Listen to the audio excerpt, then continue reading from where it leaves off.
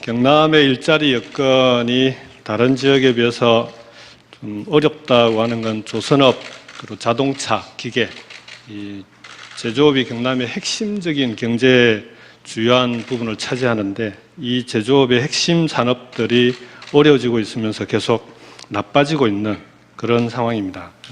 지표상으로도 보면은 경남의 경제 성장률이 전국 평균 경제 성장률보다 지금 7년째, 8년째 계속 낮고 있고요. 제조업은 특히 더 낮은 상태입니다. 단적으로 보여주는 게 보면은 오른쪽 위에 취업자 비중 중에 제조업은 2015년에 비해서 약 3% 가까이 취업자 비중이 낮아져서 24%가 됐는데, 자영업자는 거의 33.9%로 전국 평균에 비해서 약 8% 가까이 높은 그런 상황입니다. 제조업에서 빠져나온 사람들이 자영업으로 계속 빠져나가고 있는 그런 상황입니다. 다음 페이지죠.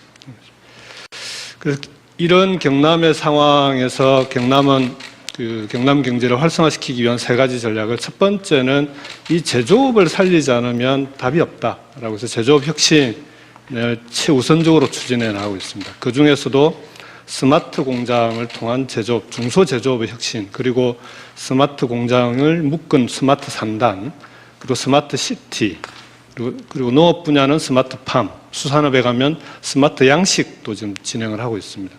그리고 전체적으로 이런 스마트 산업들을 경남에 앞서 있는 제조업을 활용한 스마트 산업, 스마트 부품 산업까지도 경남 제조업 혁신을 통해서 활성화시켜 나가자라고 하는 것이 경남 경제 혁신의 첫 번째 전략입니다. 두 번째는 이런 과정에서 지금 4차 산업이라든지 이런 부분들이 플랫폼 경제, 공유 경제를 통해서 일자리를 만들어 나가고 있는 그런 산업들이 불가피하게 함께 활성화될 수밖에 없다라고 생각합니다. 세 번째는 사회적 경제를 활성화시키겠다라고 그런 전략을 세우고 있습니다. 다음 페이지죠. 근데 문제는 다른 전략들이나 여러 가지 일자리 여건을 개선하기 위한 정책들은 진행을 하는데, 제조업 혁신에서 왜 스마트 공장이어야 하는가에 대해서 좀 오늘 말씀을 좀 드리고 싶습니다.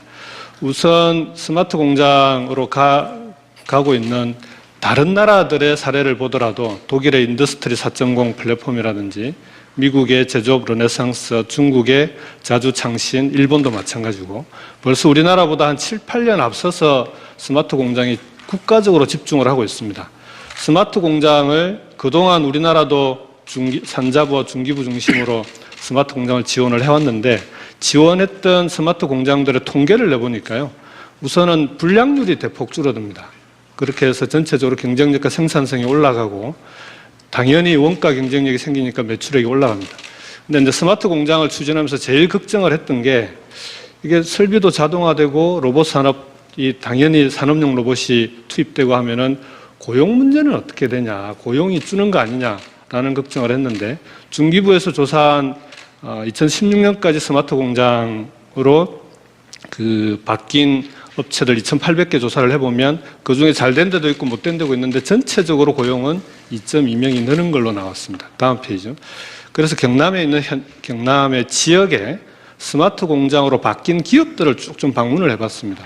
그 중에 첫 번째 신신사라는 사례인데요. 약 200여 명, 지금은 180명 정도 고용하고 있는 기업입니다. LG전자의 1차 협력업체입니다.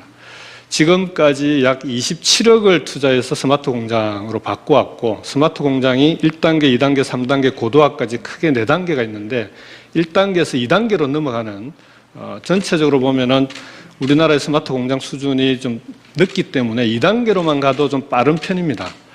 그 중에서 12억 원 중에 4억 원이 정부 지원이었고 8억 원이 자체 투자였습니다. LG전자 본사에서 15억 원을 무이자로 2차 보전 사업으로 융자를 해줬고, 본사에서 SCM 공정관리 시스템 팀이 파견이 돼서 스마트 공장 지원을 했습니다. 그렇게 해서 대중소기업 상생의 모델로도 만들어서 고용 부분만 보겠습니다. 나머지는 당연히 올라가는 거니까요. 고용이 20%가 증대가 됐는데 150명에서 180명으로 늘었습니다. 매출이 늘어나면서 당연히 고용이 느는데, 핵심은 늘어난 30명 중에 청년이 20명이 고용이 됐습니다. 그리고 5명이 영구직이었습니다. 그 밑에 작은 공장의 사례도 보면은 신성정밀은 지금 이제 갓 초기 단계에 스마트 공장을 추진하고 있는데요. 1억 원을 투자를 했는데 5천만 원이 중기부 지원이고 5천만 원이 자체 자금입니다. 여기도 마찬가지로 작은 공장임에도 고용이 21명에서 25명으로 늘었습니다. 다음 넘어가 주십시오.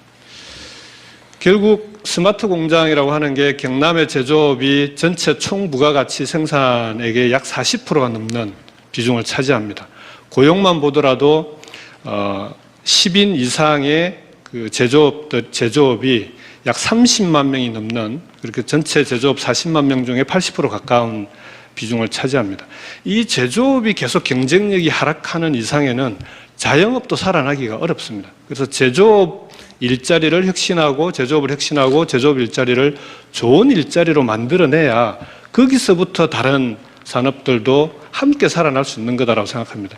근데 이렇게 이제 제조업 혁신을 추진해 나가려고 보니까 제일 애로사항이 조선 자동차가 지금은 어려운 상황입니다. 그러니까 민간 금융기관에서 조선 자동차 부품업체다라고 하면은 자금 지원을 문을 닫아버립니다. 오히려 거꾸로 나갔던 대출도 회수하는 그런 상황이라, 그렇다면 정책 금융이 꼭 필요한데, 예를 들어 전체 100을 투자를 해야 되면 자체 자금이 약 한 20, 30%, 그 다음에 정부 지원이 일부 들어가고, 그리고 대기업 본사나 중소기업 상생 차원에서의 지원이 있으면 나머지 자금은 정책금융으로 지원이 필요한데, 지역의 특성에 맞는 정책금융 지원이 꼭 필요합니다. 그래서 독일 같은 경우에는 KfW라고 독일 우리의 산업은행에 해당하는 독일 재건은행이 그 정부에도 있지만 주정부 단위로도 존재를 합니다. 그래서 장기적으로는 최소한 권역별로 이런 지역 정책 금융기관이 필요하지 않겠냐. 그리고 지금은